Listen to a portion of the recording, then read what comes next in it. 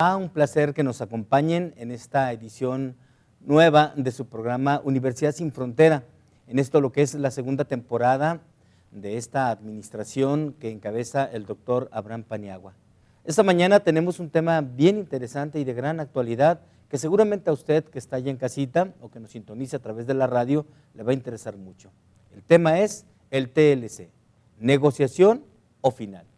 Este tema que precisamente el día de hoy, en que estamos grabando este programa, 4 precisamente de noviembre, se está discutiendo y por terminar la segunda ronda de negociaciones. Para hablar sobre el tema, hemos invitado a dos compañeros de la universidad, experto uno de ellos en cuestiones económicas, me refiero al maestro, también catedrático y director del periódico digital El Monetario, el maestro Ramón Salcido Moreno.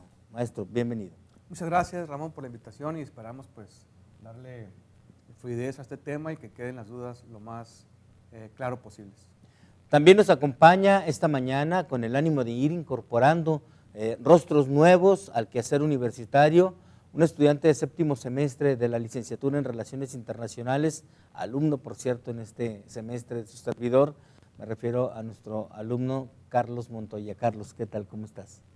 Buenos días, pues aquí vamos a darle, vamos a tratar de tocar todos los puntos que siempre están en la controversia de la gente y sobre todo, pues aclarar todas las dudas que tenemos entre nosotros. Así es, y bueno, sobre este tema yo quisiera hacer una breve introducción, lo que está sucediendo, pero cómo llegamos hasta este momento. Mire, el Tratado Trilateral de Libre Comercio entre México, Estados Unidos y Canadá es uno de muchos tratados que México ha firmado con diversos países del mundo, pero particularmente el Telecán, como se le conoce, fue firmado, signado e iniciado su vigencia el 1 de enero de 1994.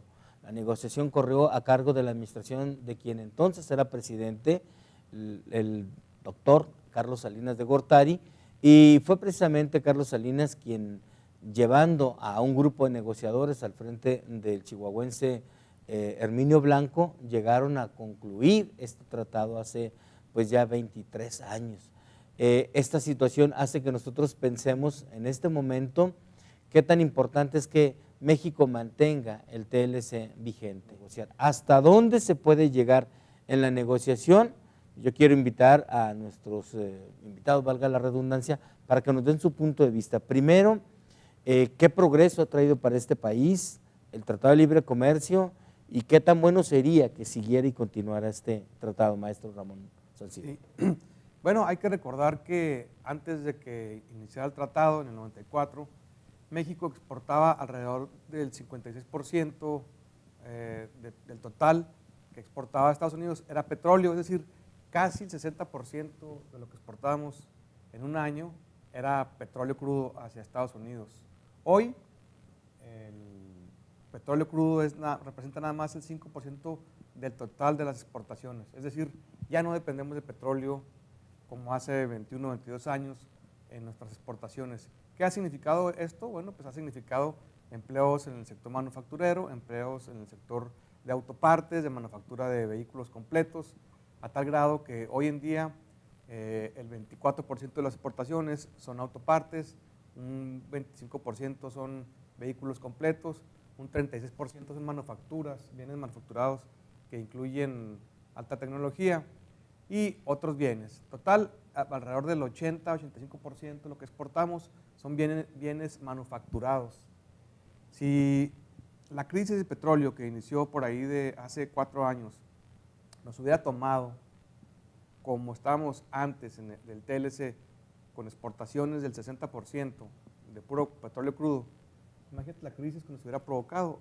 Eso se evitó, ahorita está México estable en su economía, gracias a que el TLC pudo modificar el espectro de bienes exportados y por lo tanto una redimensión de la economía a tal grado que ya no dependemos, insisto, del petróleo. De esto, déjenme decirles que en el caso de Carlos, futuro internacionalista el próximo año ya, está en su 7º semestre, aparte de esto, hay gente como él que nació dentro de lo que es el Tratado de Libre Comercio. Es decir, que cuando Carlos vino al mundo ya había TLC en marcha. ¿Cuál es la visión que tienes como joven, sobre todo como futuro internacionalista, de que un tratado como el TLC mantenga su vigencia, Carlos? Pues para empezar, a todas las personas que estamos en mi generación, ya sea del 94 o del 92, cuando ya se estaba firmando este tratado para acá, no nos podemos imaginar en sí un México y sobre todo aquí una ciudad Juárez sin el Tratado de Libre Comercio. Más de 200,000 empleos se han generado aquí en Ciudad Juárez gracias a este tratado. ¿Por qué? Porque es la fuente de empleo que nos ha traído la industria maquiladora. Imagínense Ciudad Juárez sin todas las maquilas que tenemos aquí, la verdad sería algo imposible de imaginar, no sería la misma ciudad. Aparte de esto, nosotros que estamos en frontera compartimos una cierta cultura con nuestros compañeros aquí, vecinos del Paso, Texas. Un cambio tan radical como salirnos del Telecán sería algo que nos afectaría de una manera tan fuerte a nosotros como ciudad que simplemente no nos lo podemos imaginar los jóvenes. Pero es por eso que estamos aquí presentes, como estudiando todo lo que tiene que ver con este tipo de tratados y sobre todo entendiendo cuáles son las ventajas y desventajas de este. Recordemos de que a nosotros que sí nos tocó todo esto, pues y con las otras generaciones anteriores les vio un cambio tan grande. Para empezar, imagínense todas las ciudades de México sin un McDonald's, sin un Walmart, sin ninguna de las industrias que tienen nombres en inglés o en cualquier otro idioma. Sería imposible, ¿por qué? Porque estamos en un planeta que ya está completamente globalizado. Y un país que no está dentro de la globalización es un país que puede llegar a perecer económicamente. ¿Cuáles son los países que no están dentro de este tipo de tratados? O más bien los países que están completamente cerrados, pues ya los vemos los grandes ejemplos, Corea del Norte, Cuba durante muchísimo tiempo, ahorita que ya se está empezando a abrir más al mercado, y sobre todo pues, Venezuela. Tocas un tema fundamental, Carlos, que me ganas precisamente la idea con la que voy con el maestro Ramón Salcido.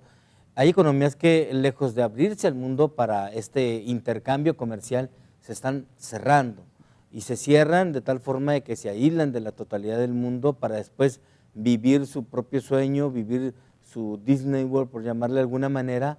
En el caso de Venezuela, se cerró el mundo para mantener un grupo dominante ahí en Venezuela el poder y darle a su revolución un corte de carácter socialista, un sistema de gobierno para muchos ya pues, sobrepasado en el tiempo y en la historia. ¿Cuál es la opinión tuya sobre la posibilidad de que México mantenga pues, esta trayectoria de apertura al mundo en materia comercial? Pues bien, mira, Ramón, hay que conocer primeramente el ciclo económico que inicia con el consumo. Del consumo vamos a la producción, de la producción vamos al empleo y luego se repite el ciclo. El empleo, cuando tienes un trabajo consumes, se genera producción y se genera empleo. Es decir, es un círculo virtuoso el ciclo ya mencionado. México requiere evidentemente de más empresas, más inversiones para mantener este círculo. A lo mejor no se nota o a lo mejor las personas por estar tan metidas en el tema político, no valoramos lo que tenemos ahorita en México, pero lo tenemos ese dinamismo económico, hay inversiones extranjeras, locales también, y hay una estabilidad económica gracias a ese crecimiento y movimiento de empresas. En la medida en que hay empresas y que hay oferta de bienes y servicios, el dinero que circula en la economía tiene un sostén, tiene una validez. ¿Por qué? Porque hay bienes con los que tú puedes contar, ¿verdad? Porque tienes dinero en la mano, vas y los compras. En la medida en que se cierran empresas, se disminuye la oferta y por lo tanto todos los precios suben. Si México estableciera una política o si iniciara con una retórica antiempresarial y empezaran a cerrarse empresas o a expropiarse, se iría reduciendo la oferta de bienes e iniciaríamos un proceso inflacionario. Y esto evidentemente perjudica más siempre a los más pobres. A todos nos perjudica, pero al pobre más que a nadie. Entonces, ir con una retórica antiempresarial siempre va a ser en contra nuestra. Necesitamos más y mejores empresas y esto se logra produciendo. Y lo que no consumamos nosotros, venderlo al mundo para que haya esa producción y ese empleo permanente. Entonces, se requiere forzosamente que haya este ciclo económico favorecedor y esto también nos lo brinda el Tratado de Libre Comercio. Señores, yo quiero aprovechar en este momento para saludar a la gente que a través del canal de la Facultad de Ciencias Políticas y Sociales que tenemos en YouTube, nos están sintonizando en este momento. Los saludamos con afecto y los invitamos para que se queden al siguiente segmento, porque miren, en este momento, en este mundo de las redes sociales, de la globalización intensa en que vivimos, pues creo que sería muy difícil que nuestro país y sobre todo quien encabeza las economías o la economía mundial, como es Estados Unidos, empiece a cerrarse al mercado internacional. Cuando regresemos, yo quisiera escuchar a Carlos, nuestro estudiante de Relaciones Internacionales, su opinión respecto a lo que representa el déficit que el presidente Donald Trump ha señalado una y otra vez que tiene su país para con nosotros, de alrededor de 60,000 millones de dólares. No se vaya, está usted en Universidad Sin Fronteras discutiendo el tema, el TLC.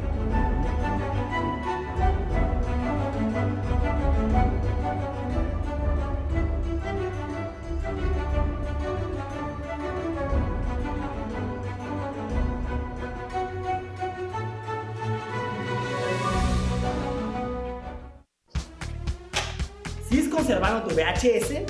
¿Vives en la era de piedra o qué onda? En la Universidad Autónoma de Chihuahua queremos que te actualices. Convierte tu VHS a DVD por solo 100 pesos. Ven al taller de televisión y nosotros te lo convertimos.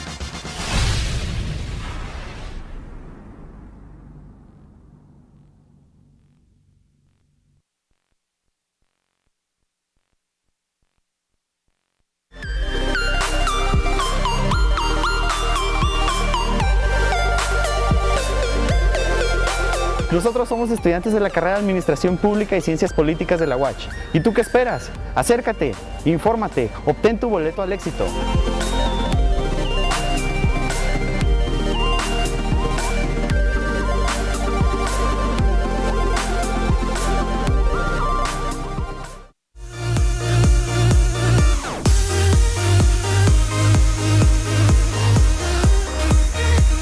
Nosotros somos estudiantes de la carrera de Ciencias de la Comunicación en la UACH. ¿Y tú qué esperas?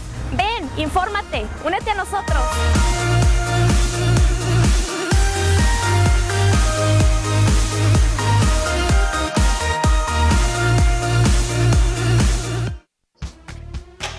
¿Sigues conservando tu VHS? ¿Vives en la era de piedra o qué onda?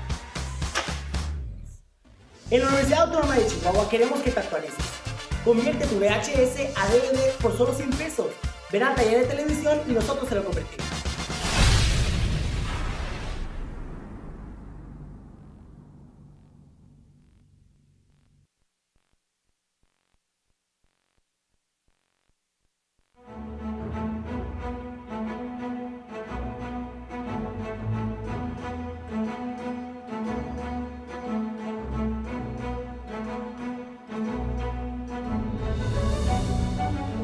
O hasta dónde puede de alguna manera el grupo de negociadores mexicanos decir, bueno, no subimos el 70% como dice, o hasta el 70% comparativamente el salario en relación con Estados Unidos, pero sí lo vamos a subir 10, 20%. Mira, ahí te voy a regresar la pregunta con otra pregunta, pero que tiene mucho sentido. ¿De quiénes son los principales bancos en México? ¿Son nuestros o son extranjeros? Son extranjeros. ¿De quiénes son las empresas maquiladoras? Son de ellos. Son extranjeras. ¿De quiénes son los principales hoteles en zonas como Cancún? Son extranjeros. Son extranjeros. Es decir, desafortunadamente la gran mayoría de los grandes corporativos en México, la gran mayoría, que no todos, también tenemos corporativos mexicanos, pero en su mayoría son corporativos extranjeros. Es decir, si tuviéramos una base sólida de empresas que pudieran competir con estos corporativos contra el mundo, que pudiéramos vender, tener un peso más sólido, quizá en ese escenario podríamos hablar de mejores salarios. Pero yo te pregunto aquí en Ciudad Juárez, ¿cuántas empresas manufactureras son de corte nacional, de capital nacional? Muy poquitas. Muy pocas. Entonces, si van a subir los salarios, bueno, que lo suban ellos, los extranjeros. A ver si hay esa posibilidad, ¿verdad? A ver si hay tanta voluntad. Bueno, pues esa es una de las discusiones que precisamente comentaba yo, se están dando en este momento. Sin embargo, Carlos, amigos del auditorio, en este día y el día de mañana, que es el último de la segunda ronda de negociación del TLC, se van a tocar asuntos que tienen que ver con esta desproporción de la balanza comercial, del déficit comercial, hasta dónde. Se va a tratar el tema de las armadoras, se va a tratar el tema de la armada de arneses que hay mucho aquí en Ciudad Juárez, y la pregunta sería muy obvia, Carlos, en el sentido, ¿hasta dónde puede perjudicar a México el hecho de que pudiera retirarse parte de la inversión de las empresas maquiladoras, no en la frontera, sino en todo el país? ¿Hasta dónde podría crearnos un problema? Pues como ahorita mencionaba, solo en Ciudad Juárez alrededor entre la sexta y la séptima parte de la vida laboral es en la industria maquiladora. A nivel nacional, pues también es un porcentaje bastante elevado, pero pues imaginemos todo esto, o sea, quítale a la Ciudad Juárez, ¿cuántos somos? 1.200.000, 300.000 personas. A 200.000 personas, quítales el empleo de un día para otro. Nos crea un caos. Es un caos. Recordemos las crisis económicas que sufrimos en el 2008, cuando muchísima gente empezó a perder su empleo. Empezamos con crisis de violencia, empezamos con crisis incluso de salud. ¿Por qué? Pues porque al irse toda la inversión, no hay industria, y como mencionaba ahorita el maestro, el ciclo del dinero. O sea, debe haber consumo para que haya empleo. ¿Y qué es lo que pasa cuando ni siquiera tenemos la oferta? Si no producimos nada, no tenemos nada que vender. Si no tenemos nada que vender, no tenemos nada en nuestro bolsillo. Es correcto. Bueno, maestro Salcido, ¿qué tan benéfico sería para nuestro país o qué tan perjudicial sería el hecho de que se retirara de la noche a la mañana? De la noche a la mañana, no hablamos que es mañana, sino que el TLC tiene sus tiempos, tardarían 6 meses para acabar con los beneficios que tienen en este momento las maquiladoras. ¿Crearían una crisis económica en este país? ¿Tan importante es esta inversión? Bueno, hay que recordar una cosa, la industria maquiladora no se rige tanto por el TLC, sino por un decreto. Sí, el decreto maquilador. Un decreto ejecutivo que parte de la Presidencia de la República, que le permite el beneficio de la exportación temporal sin el pago de... Sí, ese es el decreto mexicano. Vengan y hagan una maquiladora y no les voy a cobrar impuestos en la importación temporal que hacen de su producto. Pero cuando van para allá, el TLC permite que no paguen impuestos también cuando va de retorno el producto ya terminado. Sí. Terminar el TLC representa el impuesto fronterizo del que hablaba Donald Trump, apegándose a las reglas de la OMC, pudiera en un momento decir, vamos a poner su impuesto en el retorno a mercancías. Suponiendo que aplicar el 2.5% que están mencionando, aún aplicando ese 2.5%, los productos mexicanos ahorita inclusive compiten por encima de China. Realmente no nos van a tumbar así como económicamente, por decirlo de una manera. Sí habría problemas, pero yo no veo un escenario en el que sea un caos total, porque además hay ahorita la posibilidad de hacer tratado comercial, por ejemplo, con China. China está esperando que Estados Unidos, ahora sí que, como dice la gente, se raje para ellos entrar. China estará encantado. Evidentemente que a Estados Unidos no le conviene que entre China porque es un competidor muy fuerte para ellos y no lo van a permitir. ¿Cómo no van a permitir? Perdón, pues firmando un tratado de libre comercio. Van a tener que aceptar condiciones, otras no, quizás se van a negociar. Ahorita está en el tema precisamente en esta negociación en nuestro país, en nuestra cancha.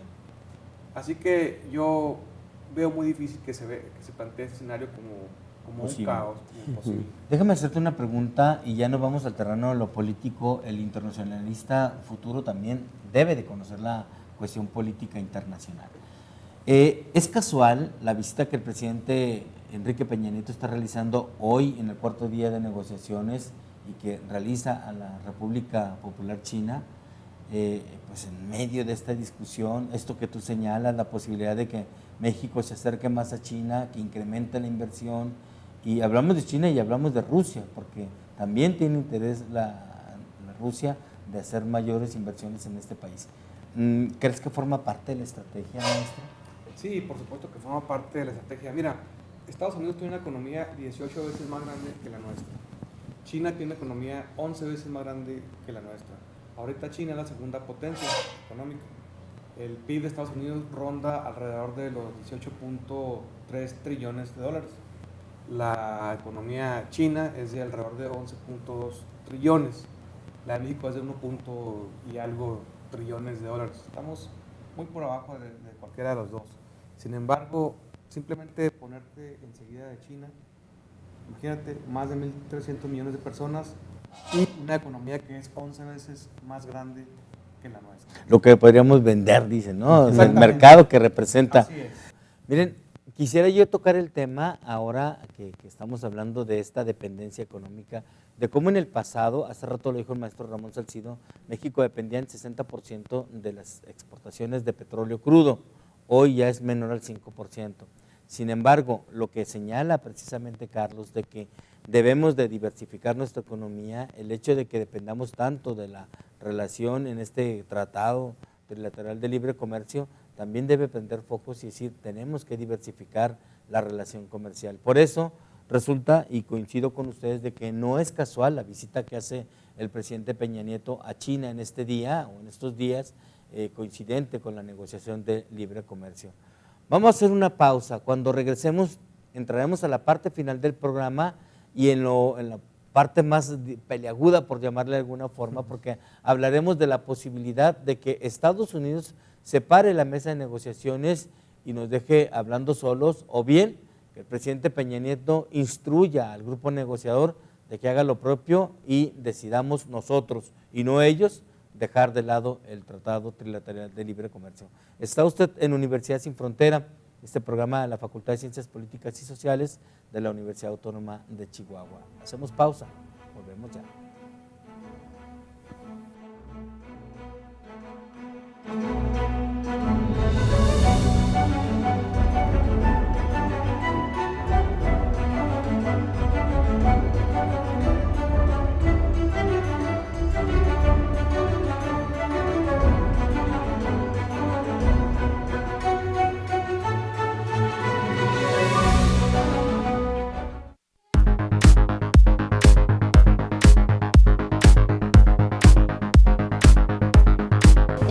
La maestría en Administración Pública. Por eso vine a la Secretaría de Investigación y Posgrado de la Facultad de Ciencias Políticas y Sociales.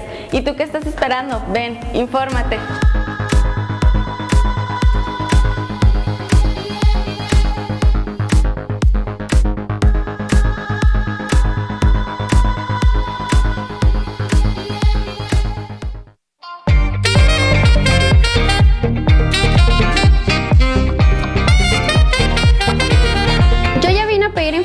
Sobre la maestría en comunicación a la Secretaría de Investigación y Posgrado de la Facultad de Ciencias Políticas y Sociales de la UACH. ¿Y tú qué esperas?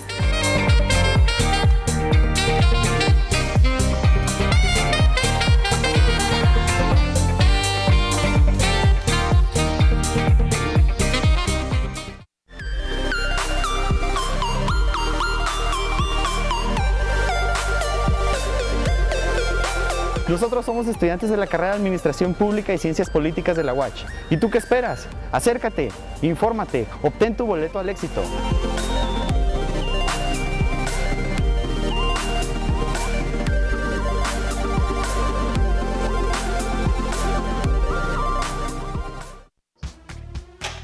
¿Sigues conservando tu VHS? ¿Vives en la era de piedra o qué onda? En la Universidad Autónoma de Chihuahua queremos que te actualices. Convierte tu VHS a DVD por solo 100 pesos. Ven al taller de televisión y nosotros se lo convertimos.